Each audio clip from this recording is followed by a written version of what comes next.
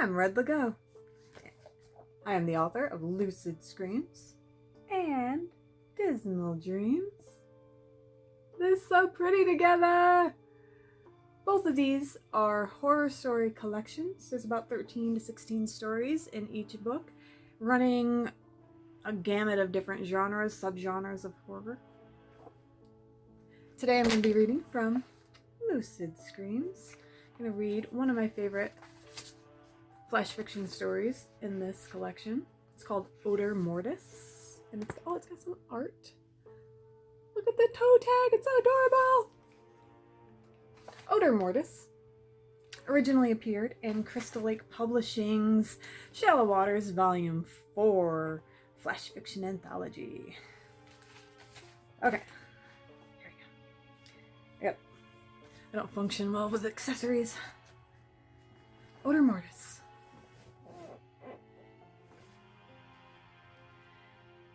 Harold slithered the tip of his nose along the body, absorbing the scent into his soul until he was gravid with pleasure.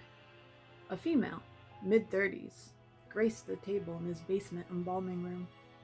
Being a mortician allowed for him to keep his fervor for a corpse's acrid aroma a secret from the public.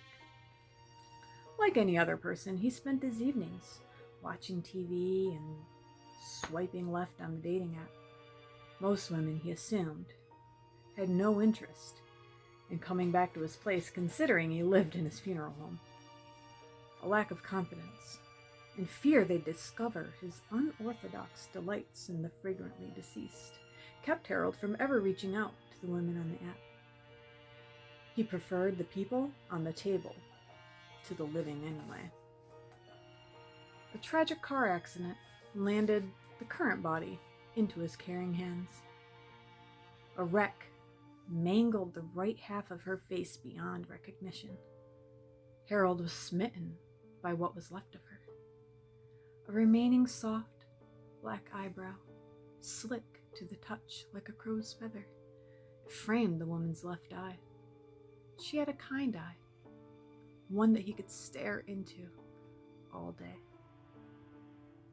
Pale skin contrasted thick, dark hair as Harold leaned his face against her cheek and inhaled. He was reminded of his childhood friend, Jenna. Had she been given a chance to grow up, Jenna would have looked like this woman on the table. When they were 10 years old, Harold and Jenna had been walking down the country road, singing and laughing under the summer sun. The roar of a speeding vehicle had approached so fast. Before Harold had a chance to see it coming, Jenna was struck. Her body flipped into the air and crashed to the gravel shoulder. The truck slowed, but then sped away, never to be found. Harold cradled Jenna's broken body as he waited for a passerby. She grew heavier, and blood absorbed through the cotton yellow sundress she wore. Sweaty arms clung to her lifeless form.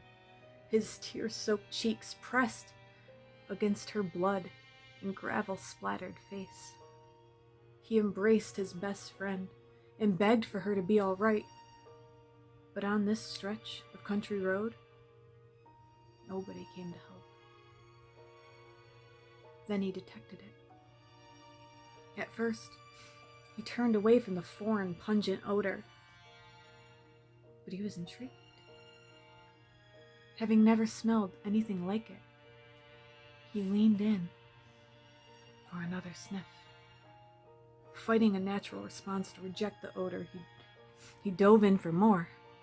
The fragrance had filled his nostrils, caressing his olfactory senses. It smothered the tips of his taste buds. Harold liked to think that part of Jenna's soul had stayed with him that day, respired into his body with each mournful breath. He traced his finger along the cadaver's brow bone, astonished by her resemblance to Jenna. The mangled half of her face had been fixed with stitches and makeup to the best of his ability. He brushed her thick black hair over her mutilated half. Because of her disfigurement, the family had requested a closed casket funeral. But he wasn't preparing her for them. It'd be a pity to embalm her, especially if nobody would see her. Harold laid her nude body on his bed. Gases attempted their escape from the fleshy confines, bloating her and making the fetor even more intoxicating. From a plastic bag, he pulled a new yellow sundress. He slid the cotton over her swollen feet, gliding the fabric along her pale blue legs, and around her hips. The warm, sunny cotton masked her olive green, distended belly. Harold supported her head, hoisted her torso up against himself, and he respectfully shrouded her breasts within the garment. She rested peacefully on his bed while he slipped under the covers alongside her. Cold fingers welcomed his warm touch as he inserted his hand into hers. He lay next to her, reminiscing of their summers playing together, talking about his day and how happy she made him. The bed would shake from Harold's laughter, erupting plumes of putrid perfume into the air. He kept his old friend company each night. Coagulated blood settled into her back and buttocks.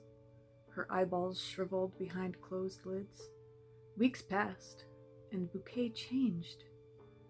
No worse nor better, but different. Her body broke down, releasing a slow leak of new chemicals, an evolution of essential odors. Each stage as perfect as the next. Life couldn't be any better.